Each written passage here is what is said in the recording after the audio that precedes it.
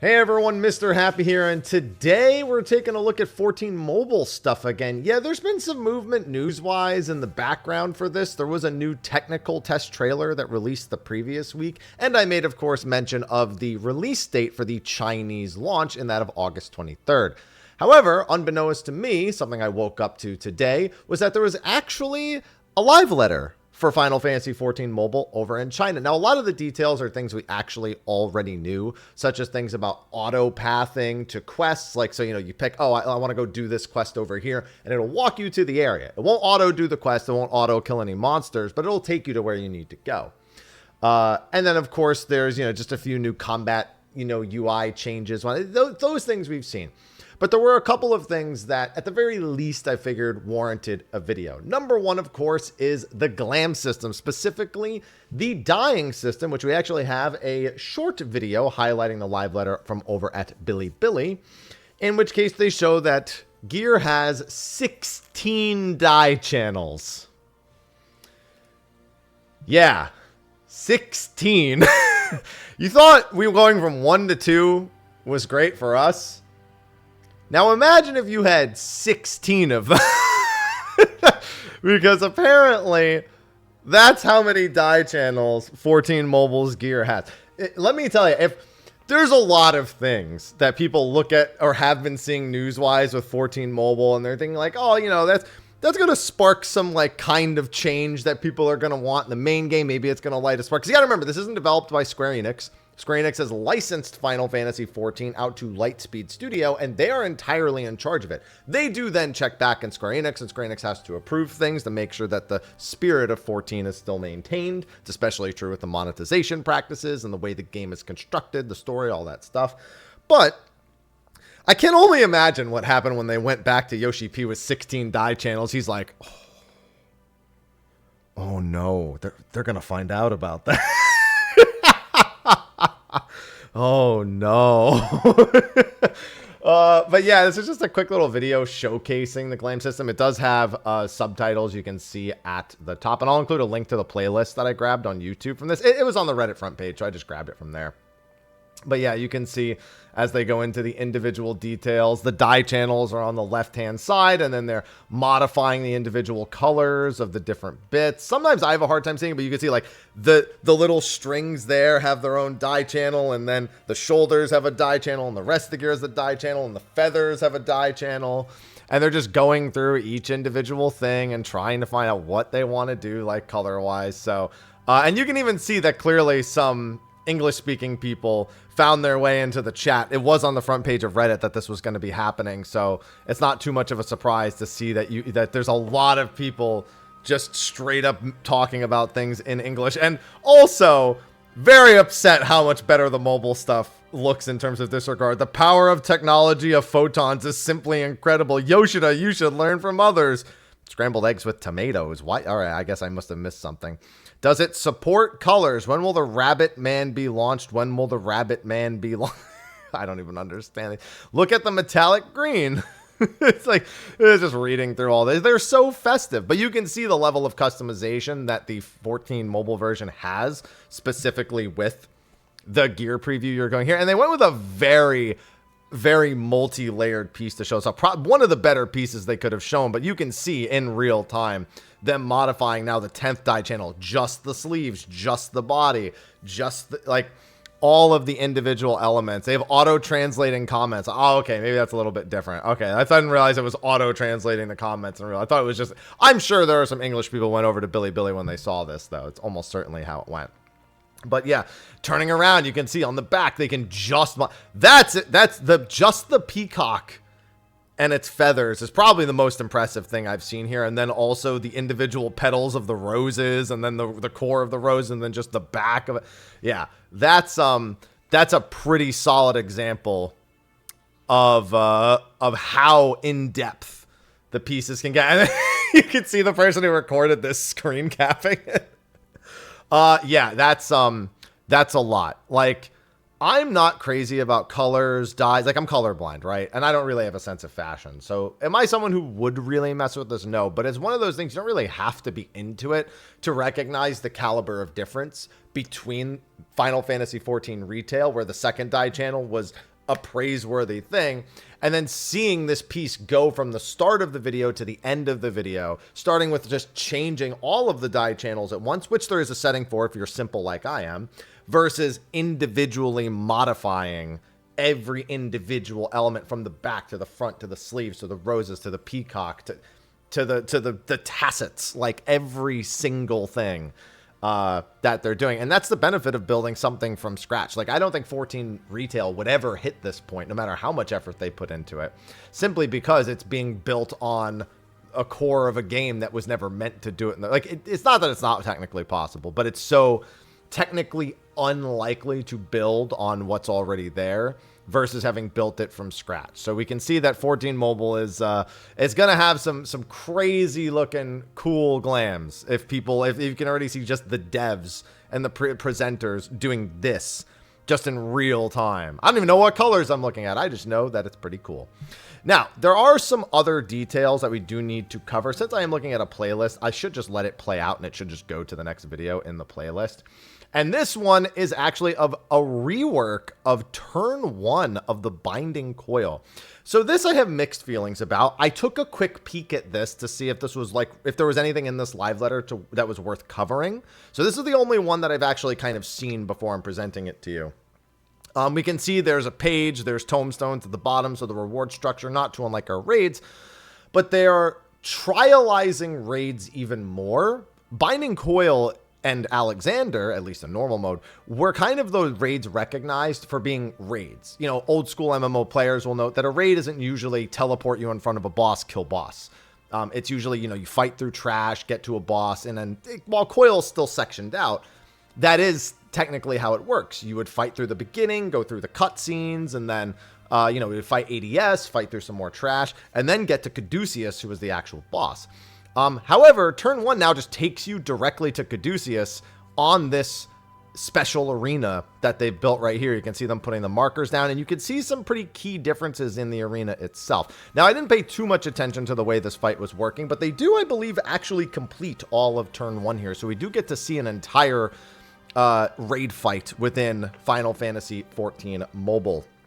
I'm noticing that the platforms have 2 different symbols on them. Most of them, they have what looks to be a tower with a 2 marker and a tower with a 1 marker. I don't know if those are actually going to be used because that like style of platform, it's also not consistent. You can see one to the right there that just has 1. There's one over there that just has 1, but they're also marking those particular ones as well. You can see there's the marker on the left just barely because, you know, coils, you know, crystals blend everything in. That 1 marker on the left is barely visible. That 2 marker on the front right, and then, of course, they have a couple of markers overhead here. We're going to skip ahead a little bit. I think they're just making sure they have a plan for what they're going to do. Ready, check, countdown, gap closer. And now we get to see what have they actually changed. Because obviously this is way different. The elevation bits aren't there, so some of the unique... This actually looks like how turn 1 would probably look if it released in the modern day. Taking out the elevation, taking out some of the things that made it more identifiable. Tank's still fighting for aggro, apparently, though, because the boss did just turn and go after someone. So this was the thing I noticed. So the boss got a damage stack. And then this starts charging up.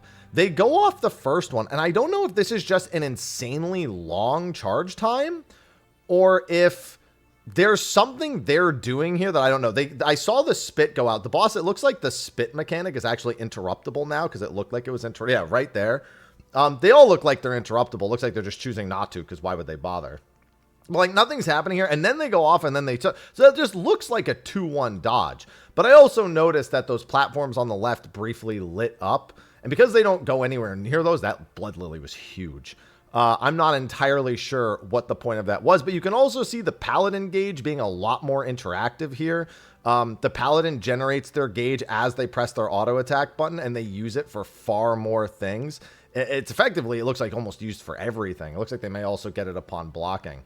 But now you can see the same deal here. There's just like a simple 2-1 dodge. Like it's almost easier than the original version with what I'm seeing right here, as opposed to being more difficult.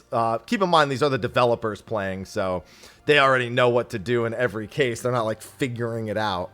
But this like charge up for this 2-1 takes long. Now, normally in the original turn 1, when you stood on these, when they expired, also the boss just reset to the middle of the arena and phase pushed. So I guess that's an HP percentage phase push. And then they're splitting. Oh, yeah, and that's where they're going to split the groups into the two. Caduceus goes to the middle, splits into two. Looked like they popped their pot there to pump out some damage. Caduceus has spreads now. You know, they're all going to a separate platform, it looks like. But I don't think that's super relevant because you could see they were kind of overlapping over there. They just needed to be classically spread out. Bosses get split down the middle. They're still gaining those damage stacks, but I haven't seen the slime feeding come out yet, which was kind of a core mechanic to this fight originally, where you wanted to spawn slimes. I do see somebody with the marker over their head from the cast bar on the other boss, and it looks like the same was happening over here. And then there's the cast. It looks like you can actually maybe interrupt the damage up now, and they're just choosing not to, which is a very turn one thing to do, mind you. It looks like, let's see, I'm still just trying to see, like, is there going to be a core difference here? There's a stack marker after the tank buster. All right, that's new. And then after that goes off, they separate it again. So you get together for the stack on the 2-1 and then dodge the 2-1, it looks like. What else do we have here? Then we have spread. Okay, so the first one was a stack on the 2 and then a spread without stepping back onto the 1. But I don't know the slime. I also, wait, hold on. I just noticed that the boss lost a stack, but I never saw a slime. Was there a slime somewhere that was fed? It looks like there might have been. It looks like it like pulled in a slime at some point. Did it heal? Yeah, it definitely did. I don't really, I guess it's really just hard for me to see the slime, but it looks like they did actually do, they did something here because it absorbed what I thought would be a slime, because when it does this like pull-in animation right there, it does that big A. Oh, I think it's just eating the puddles now. Instead of an actual slime, it looks like it eats the puddle itself, because the puddle disappears when it does that too. It's just hard for me to see the actual slime that spawns versus the puddle. Where is the enmity list? I do see, no, that's... There is a third target that definitely gets eaten right there on the enmity list. I guess it's just hard for me to see because there's too much visual noise going on right there. But yeah, slime definitely gets eaten. Also, the other tank is dead. That's not particularly good. So I don't know if they're going to succeed in this particular pull. Because the other party is definitely not having a good time. The black mage is tanking. The warrior is rezzed. They probably should have been reducing those stacks back up to 3 stacks again. The other boss is going a little crazy. The black mage over there is dead. The white mage over there is dead. And now they're going to merge back together, and that's normally an enrage. The boss starts... Oh, and you can fall off now. I just saw somebody jump off the... So, yeah, they hit the enrage on that one and then just respawned. We'll get to see if they actually make it through this. That's the ready check going out there. Yeah, it was really hard for me to see the slime. So the way that you spawn the slime in the original is by standing on those platforms when they go off. So in theory, the black mage should be standing over there and then grabbing a slime, forcing the slime to spawn. I'm going to watch that black mage in the back because I think that black mage is deliberately... Never mind, they just ethereal manip like 10 billion years later and completely dodged it again. So never mind on that. Yeah, because the boss is already at 2 stacks. Like, I feel like them ignoring that mechanic is... something that's making it hard to really get a gauge on how you're supposed to do this fight now. There's the warrior chainsaw combo coming out. We could probably skip past this part and see if they actually spawn. Yeah, now it's up to 3, and then it's going to be 3 when it splits, and it should just give those 3 stacks to both of the clones. Okay, it doesn't give 3 to both, but, you know, obviously that's still not entirely ideal for it to be at 2. I guess it maybe splits the stacks down the middle of 1 and 2, either that or it just reduces it by 1 when it splits. Yeah, you can see that over there. Still watching for the slime to see if it spawns. There should be a stack marker. There's another one of those puddles that can be baited out. Whoever gets them just has to bait them out. This should be the stack marker right here, and then we'll probably get a better idea. Okay, so the summoner just spawned over there and stood on the thing, and there was the slime. Okay, I did see the slime, and I did see it eat the slime. It was really quick to go. It's that, like, little sludge bit that just disappeared right there. And then the boss ate that and regained some health. So the slime aspect of feeding has been kept. They've just made the arena more uniform, no elevation differences. And going into this with all the extra damage stacks was just, you know, unwise. That's all they had done, was they had done something unwise. Interesting. Are they swapping spots now? I guess this would be a forced tank swap. Yes. Okay. So they swap positions, which forces a tank swap. And then that's just a healer ability. That was just, what's it called? Sacred Soil, which just looks really weird, in all honesty, in this version. We saw the Asylum earlier as well, which looked very, very strange. Seeing all the AoE circles very precisely is very weird to me. There's also an extra tank buster. There's the instant tank buster with the cleave, and then there's that new tank buster that's just like a tank spit. And then this is followed by this, and it's probably just that on repeat. It is turn 1, so it's not meant to be terribly complicated. I will say this, that's also new. It looks like the boss does a front and back cleave at the same time. In the original, what you would actually do is you would deliberately go behind the boss to bait the tail slap because it would relieve pressure on the tank. So instead, they just make them both do it at the same time in this fight. Looks like there is a phase push here back into a single boss. And then they have to do the spreads within the first sets of platforms and then move into the second sets of... and then they have to take a knockback without going off the arena and without going into the first bits. Oh, no, they have to do... Okay, so there's stacks there. Well, actually, yeah. How long do these take to go off? I swear the arena's been pulsing for like 1 billion years. I don't even know which... I can't... Oh, and then it splits again. Okay, so that's actually pretty cool. So the boss pulls itself together... does what looks to be a, since they're not targeting it, I'm assuming, yeah, it's a downtime mechanic here, which is kind of strange. 2 stack markers knocked back into your stacks. Very rigid looking stack, but that's fine. That also did a ton of damage. I don't know if they're going to be able to pull this back together because, well, they only lost 2 DPS. They didn't lose any healers, so I guess it's fine for the time being. Yeah, and then it just goes right back into the split phase. Looks like they're giving up again. There's no way. That dude just, listen, this fight was in the bag. That dude just gave up. Maybe the other side had actually started dying. No, because the Scholar, maybe they just decided to reset in general. But yeah, that's going to be the end of that video. So we have an idea of what turn 1 actually looks like. Maybe they just didn't want to finish the fight. Maybe there's something else that happens that they didn't want to show. But yeah, they just ran and jumped off there. Yeah, just resetting for the sake of it. But that pretty much covers the entirety of the fight. It's a lot in the spirit of the original turn 1, while still being a decent bit different than it. It does actually just look like the way a modern turn 11, turn 1 would be designed in the first place, in all honesty. And then there's one other detail that I'm very surprised. I'm pretty sure we didn't know this ahead of time. There's a dodge button for everyone. Every different job has its own dodge animation, and it exists, like, at all. The fact that there's a dodge button at all is really strange to me. I don't know if it works like maybe the Final Fantasy 16 one, where there's like an actual amount of iframes, or if it's meant to facilitate faster movement. Because he just does it there. Like, that doesn't achieve anything. It just looks like they're showing it off for the very... you know, just for the very cool animations that they're showing. Because they just have this, like, small video on repeat even. Showing a few of the monk skills, generating the gauge, and then executing the gauge whenever they have time. And it's got, like, a 15-second cooldown, the dodge button. So, they're not really using it in such a way that it's, like, discernible what it's actually doing. If it's providing any sort of noticeable utility. But, yeah. It's that's really the majority of the new information. Now, it's not everything. There is one bit of new information that I haven't mentioned, but it kind of just makes sense to see. This is the auto pathing. We saw this when I previewed it before. So in terms of a release window for the Chinese version, we actually know, I mentioned earlier, that the release date is August 23rd. Last week, it was revealed that Closed Beta 2, another technical test for the Chinese version, begins May 23rd, this coming Friday.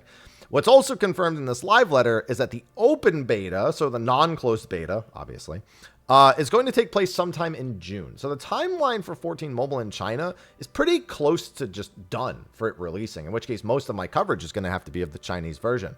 What we're still lacking is any information on the Western version. This is not a Chinese exclusive release. This is supposed to be a global release. They said China would get it first, but that the rest of the world would get it eventually. We're going to have to see what that timeline looks like. I'm expecting to maybe hear about it in the next letter from the producer live, which I'm predicting will be close to the end of June. Either the second to last or the last weekend of it.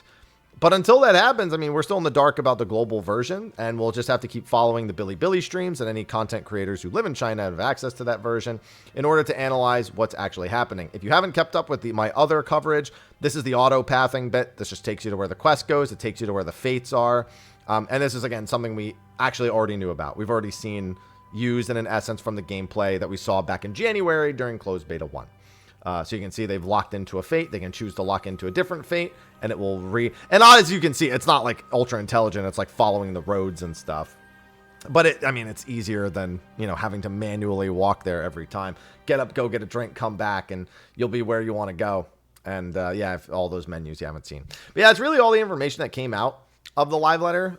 We'll be keeping our eye on more information for major changes for the Chinese release of the game. Monetization, I know, is something people are still very skeptical about because we've been told that it will not have gacha. It will not have a lot of microtransactions. It will be mostly like it'll be fairer. It'll be more in the spirit of Final Fantasy XIV, and it won't be aggressive. Their goal, they specifically stated, was to sustain long-term play instead of short-term profits. But no one's going to believe that, especially not in the modern day, until we actually get a full scope of the monetization and not just the things we got previewed in closed beta 1, not to mention those could have changed. So closed beta 2 will hopefully be a good amount of insight into that. So that's going to be a wrap for my coverage of the Final Fantasy XIV mobile live letter from over in China. I'll include a link to the playlist in the description of the video. Let me know what you're thinking, and I'm sure it's going to be about 16 die channels. It's a lot of die channels. Anyway, thanks for watching. I'll see all of you in the next video. And until then, take care.